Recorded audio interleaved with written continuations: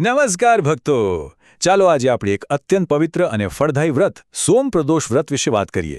આ એ વ્રત છે જે સીધું ભગવાન શિવ અને માતા પાર્વતીના આશીર્વાદ મેળવવા માટે કરવામાં આવે છે. અને એવી ઊંડી શ્રદ્ધા છે કે જે કોઈ સાચા મનથી આ વ્રત કરે ને એમની દરેક મનોકામના જરૂર પૂરી થાય છે. તો આ સફરને આપણે વધુ સારી રીતે સમજવા માટે 4 ભાગમાં જોઈશું. પહેલા વ્રતનો પરિચય મેળવીશું, પછી એની પાછળની જે અદ્ભુત કથા છે એમાં ડૂબકી લગાવીશું, ત્યાર પછી પૂજા કરવાની સાચી રીત કઈ છે એ શીખીશું અને છેલ્લે જાણીશું કે આ વ્રત કરવાથી ખરેખર કેવું ફળ મળે છે. ચાલો તો શરૂ કરીએ આપણા પહેલા પડાવથી. સમજીએ કે આ પવિત્ર વ્રતનું મૂળભૂત મહત્વ અને એનો હેતુ શું છે. આ વ્રતના મૂળમાં છે ને એકદમ અતૂટ શ્રદ્ધા રહેલી છે.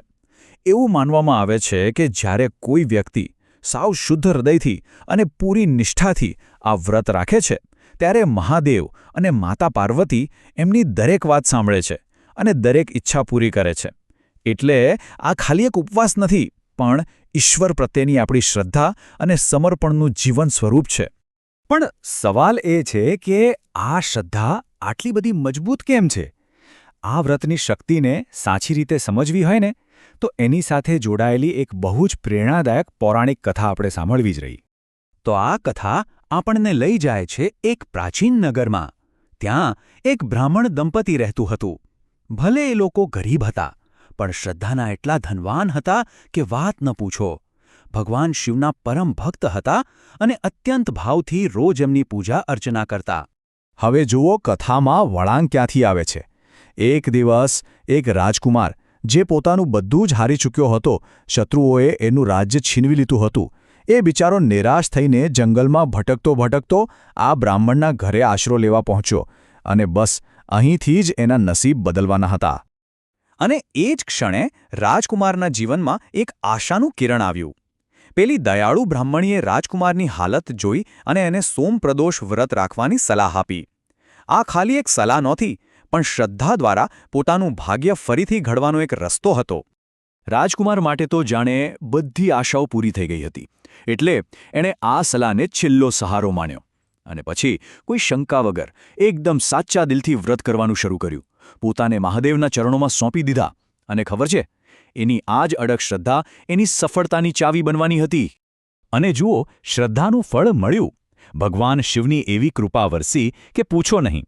રાજકુમારે ધીમે ધીમે પોતાની સેના ભેગી કરી, સાથીઓ પાછા મળ્યા અને શત્રુઓ સામે યુદ્ધ લડીને પોતાનું ખોયાયેલું રાજ્ય ગૌરવભેર પાછું મેળવ્યું. આ તો સોમપ્રદોષ વ્રતના પ્રતાપનો જીવતો જાગતો પુરાવો હતો. જીત મેળવ્યા પછી રાજકુમારે ઉપકાર ભૂલ્યો નહીં. એણે પોતાની કૃતજ્ઞતા વ્યક્ત કરવા માટે મહાદેવનું એક ભવ્ય મંદિર બનાવડાવ્યું.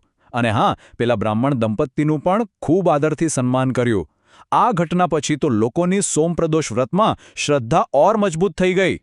તો આ કથા પરથી આપણને સમજાયું કે આ વ્રત શા માટે કરવું જોઈએ.